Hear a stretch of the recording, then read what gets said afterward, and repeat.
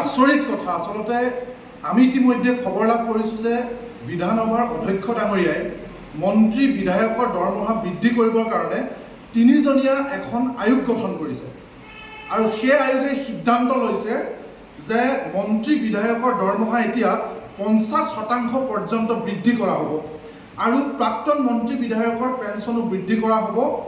এই সময়ছোৱাত আমি এটা কথা ক'ব বিচাৰিছোঁ যে যি সময়ত এগৰাকী চৰকাৰী চাকৰিয়ালে গোটেই জীৱন চাকৰি কৰাৰ পাছত নতুন পেঞ্চন নীতি অনুসৰি তেওঁক পেঞ্চন প্ৰদান কৰা নহ'ব আৰু এদিন বা এবেলাৰ কাৰণে যদি কোনো মানুহে মন্ত্ৰী বিধায়ক হয় তেতিয়াহ'লে তেওঁ গোটেই জীৱনটো পেঞ্চন লাভ কৰিব।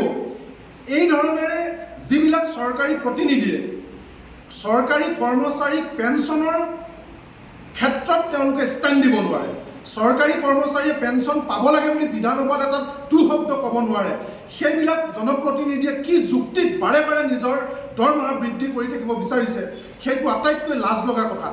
দ্বিতীয় কথা হৈছে এই সময়ছোৱাত আমি সকলোৱে জানো যে চৰকাৰখন দেউলীয়া, লাখ কোটি টকা ধাৰ লৈছে চৰকাৰে আৰু বাটে পথে এতিয়া কৰৰ সঞ্চাৰ, গাড়ী ৰখাই খেদি খেদি ট্ৰেক্টৰক টেক্স লোৱা, প্ৰতিটো বস্তুৰ অত্যাৱশ্যকীয় মূল্য বৃদ্ধি, যাৰ কাৰণে সাধাৰণ মানুহ জুৰুলা হৈছে।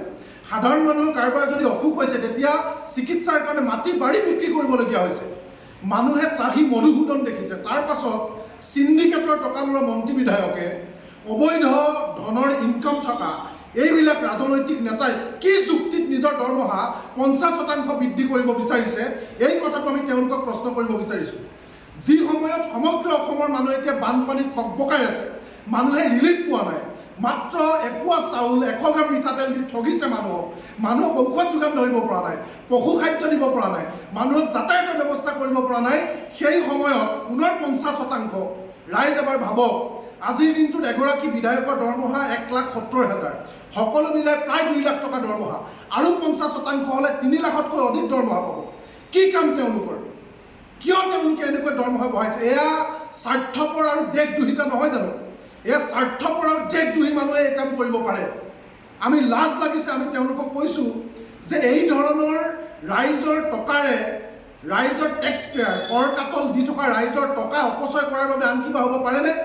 এই সিদ্ধান্ত তাৎক্ষণিকভাৱে বাতিল কৰিবৰ কাৰণে আমি দাবী জনাইছোঁ আৰু এই ধৰণেৰে যিসকল বিধায়কৰ ন্যূনতম সামাজিক দায়বদ্ধতা আছে তেওঁলোকে নিজেও আমাক দৰমহা বৃদ্ধি কৰিব নালাগে বুলি ৰাজহুৱাকৈ তেওঁলোকে ষ্টেণ্ড ল'বৰ কাৰণে আমি কৃষক মুক্তি সংগ্ৰাম সমিতিয়ে দাবী জনাইছোঁ।